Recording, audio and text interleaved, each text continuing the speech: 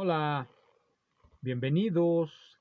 En esta ocasión quiero charlar acerca de la obra de Alfred North Whitehead, pero no de toda su obra, únicamente de 3 libros que me parecen los fundamentales dentro de esa monumental recreación de la filosofía occidental, por utilizar las palabras que a muchos les parecen necesarias cuando se habla de algo como la filosofía, añadirle el adjetivo occidental.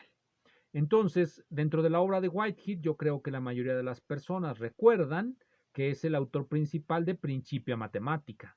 Y lo recuerdan porque lo leyeron en alguna antología o se los mencionó algún profesor, no tanto porque lo hayan encontrado en las bibliotecas de sus escuelas. Es muy interesante la escasez de ese tipo de material en universidades pequeñas.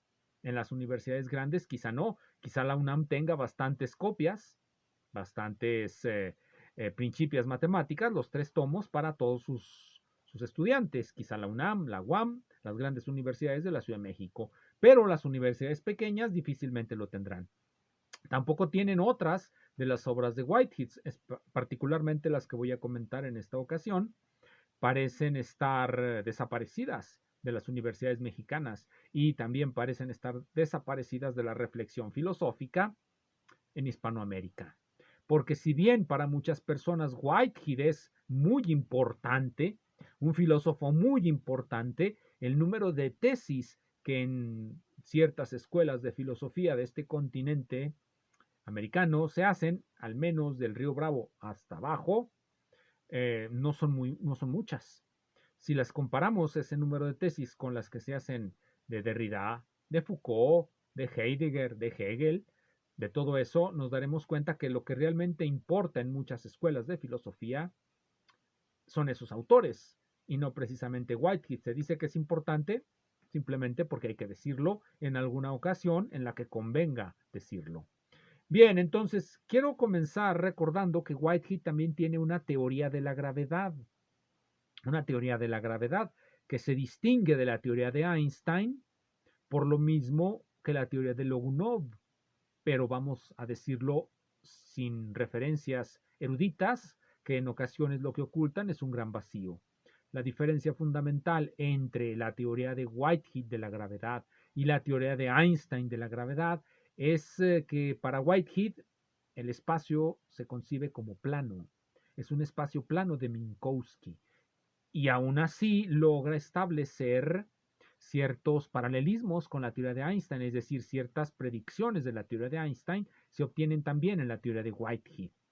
Aquí hay que recordar también algo fundamental. Einstein en su concepción del espacio sigue a Helmholtz, en tanto que Whitehead en su concepción del espacio sigue a Poincaré, por decirlo de esa manera, por correlacionarlos con aquellos autores que en principio enuncian esas posibilidades de concepción espacial.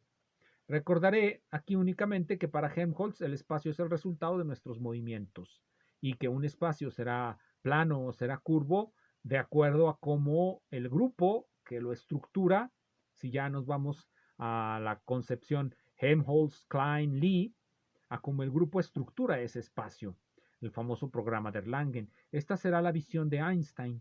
En cambio, la visión de Whitehead es más cercana a la de Poincaré.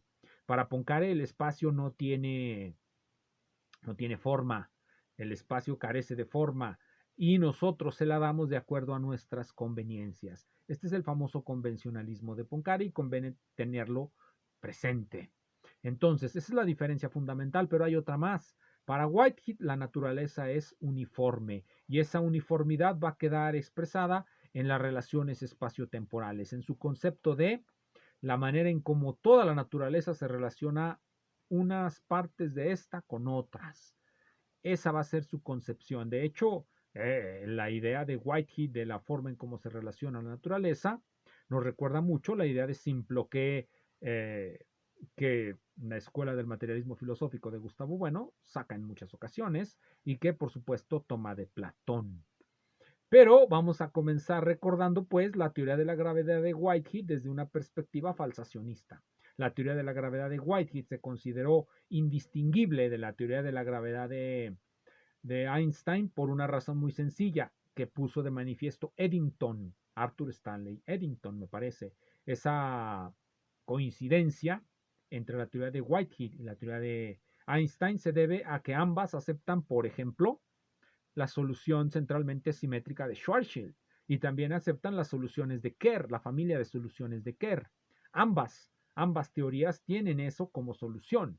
Por lo tanto, tienen una región de convergencia, pero no convergen en todos los puntos. Hay divergencias teóricas, hay divergencias en sus predicciones. Y eso es de lo que nos va a hablar un artículo que aparece en el volumen 39, número 1, enero de 2018, de esta revista Estudios en Historia y Filosofía de la Física Moderna. Ya esta revista es vieja, el formato que tiene hoy día es diferente, pero si viene este artículo, aquí se los voy a poner, se llama Sobre las múltiples muertes, sobre las múltiples muertes de la teoría de la gravedad de Whitehead. Y nos va a recordar esto que es comentado hace un momento. Nos va a recordar esto, aquí dice, desde la perspectiva de hoy día, uno puede decir que la principal diferencia entre la teoría de Einstein y la teoría de Whitehead es la insistencia que este último pone en las relaciones espaciotemporales fijas y a priori, lo que les mencioné como uniformidad de la naturaleza. Ese es el principio filosófico que subyace a la teoría de Whitehead. Y que aquí dicen, esto equivale a la adopción de un espacio-tiempo fijo de Minkowski.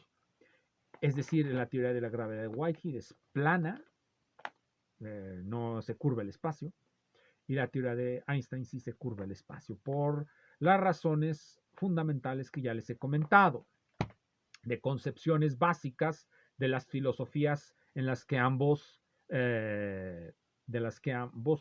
abrevan. Y en este caso, pues nosotros podemos ver cómo las filosofías, al volverse conceptos categoriales de una ciencia, afectan la construcción de esa ciencia y van a llevar a que una teoría ya se pueda considerar falsada, la de Whitehead, y que otra siga por ahí cosechando triunfos. Les voy a comenzar a recomendar un libro que es una antología muy amplia de la obra de Whitehead, tiene 900 páginas, es esta. Alfred North Whitehead, una antología de FSC Northrop y Mason Gross. Esta antología contiene una selección bastante buena de varias de las obras de Whitehead e incluye un artículo completo de la primera época. Este artículo se titula Sobre conceptos matemáticos del mundo material. Sobre conceptos matemáticos del mundo material. En este artículo, Whitehead va a utilizar de manera masiva la notación de Principia Matemática. Este se publicó en 1905, corresponde a su primera época. Recién había acabado de aparecer su tratado de álgebra universal, su tratado de geometría proyectiva, etcétera, y estaba en ciernes la aparición hasta 1910, 1912 y 1913 de los 3 volúmenes de Principio Matemática. Pero ya aquí podemos ver la enorme capacidad que tiene la notación de Peano Russell Whitehead para representar los conceptos matemáticos del mundo natural. Después de este viene una selección de un libro que se titula Los fines de la educación y otros ensayos de 1917. Posterior a 1917 es cuando llegan los libros, 3 libros, de los que voy a hablar aquí. Estos libros se titulan, aquí vienen los títulos, una investigación relativa a los principios del conocimiento natural. Aquí nada más se incluyen 4 capítulos. El concepto de naturaleza, del que se incluyen 6 capítulos. Y finalmente el principio de la relatividad con aplicaciones a las ciencias físicas, del que se incluyen el prefacio y 4 capítulos. Les recomiendo este libro. Nuevamente, se los pongo ahí para que lo vean. En perspectiva está Alfred North Whitehead, una antología, está grueso, pero es muy buena lectura por uno de los filósofos que, si bien muchos dicen que es importante, no saben en qué radica su importancia. Y que no solamente fue un filósofo, sino también fue un científico. Vamos pues a esos libros que les he mencionado. Empezamos con este, del que vienen extractados 4 capítulos. En realidad este tiene 13 capítulos, me parece que tiene 13 capítulos. Aquí se los digo cuántos tiene. Tiene precisamente, sí, tiene 17 capítulos, no, 18 capítulos, 18 capítulos. Aquí está el último capítulo, el capítulo 18 habla sobre los ritmos. Este es el primero que les mencioné, una investigación concerniente a los principios del conocimiento natural de Alfred North Whitehead. Es el primero de una trilogía. En este nos dice lo siguiente en el prefacio, conviene recordarlo. Hay 3 corrientes principales de pensamiento que son relevantes al tema de esta disquisición. Estas corrientes del pensamiento son la que puede ser denominada científica, matemática y filosófica. En estos libros, Whitehead va a hablarnos desde una perspectiva científica, filosófica y matemática de nuestra concepción del mundo.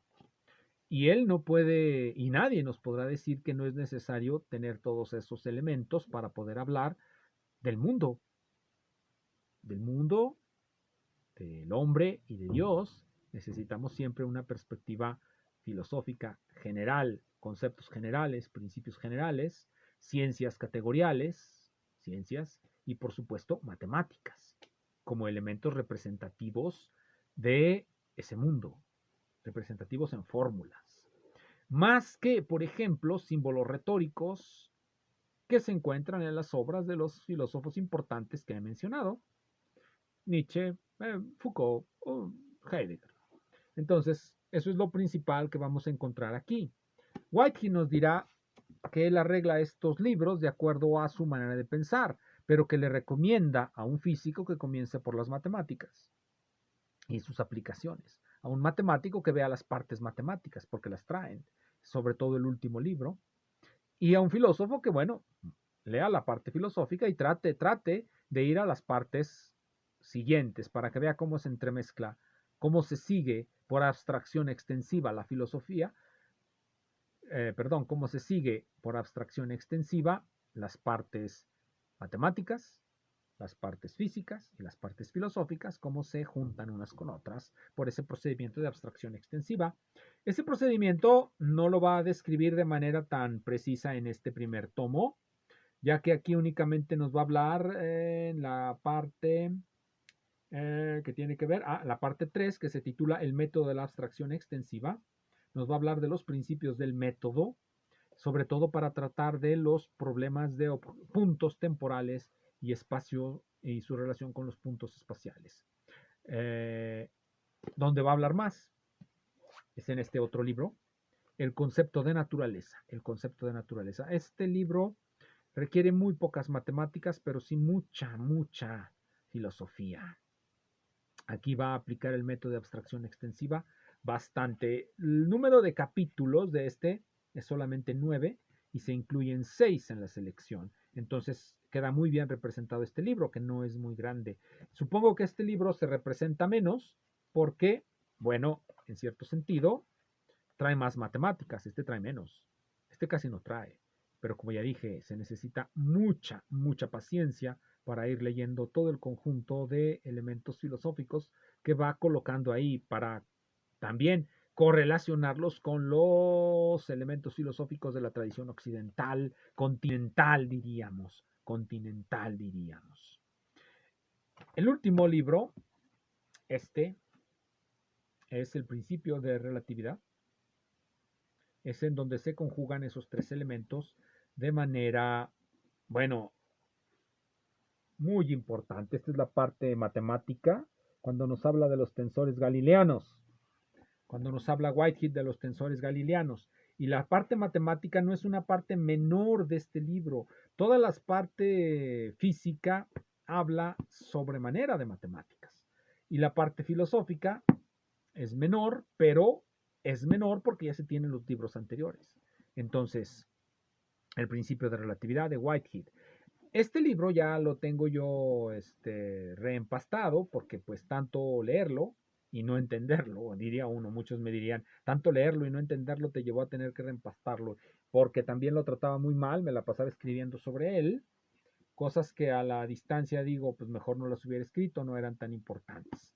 Pero ya en este libro va a encontrarse la teoría de la gravedad de Whitehead, sobre construida, deducida, nos dirá Whitehead, deducida u obtenida por abstracción extensiva de los cimientos que colocó en las obras previas.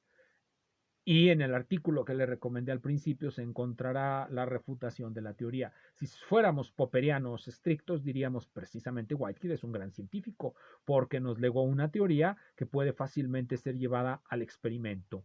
Y en esto se diferencia esa teoría de Whitehead de las muchas teorías hoy día de cuerdas y supercuerdas que nadie sabe cómo llevar a su muerte final. Muchísimas gracias.